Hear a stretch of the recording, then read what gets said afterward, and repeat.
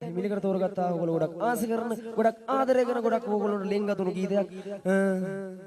melody සජීවී සංගාංග දෙක cassette පඩේ සඳහා නිශාන්ත තේන බදු ගායනා කරලා ලස්සන ගීතයක් මම හිතන්නේ ගීතය ගැන පුංචි හැඳින්වීමක් කරන්න කැමතියි මොකද ගීතේ පද රචනා කරලා තියෙන්නේ අපේ ආදරණීය නිදම් ගිටාර වාදන ශිල්පියා දමිත් තරංග ඒ වගේම තමයි සංගීතවත් කළේ ලියාසන්ත තේන බදු අපි අහලා බලමු නිශාන්ත තේන බදුගේ හඬින් මේ විදියට